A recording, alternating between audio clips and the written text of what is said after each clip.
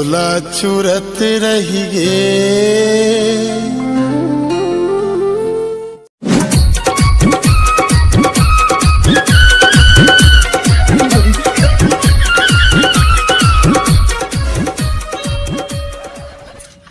डौकी के चाल में परे है कीड़ा और जब ले आए होगे मोर अंग अंग में पीड़ा और अपन घर में बैठ के खा खा मोटावत है और हर दिन कपड़ा मोर करा धोआवत है।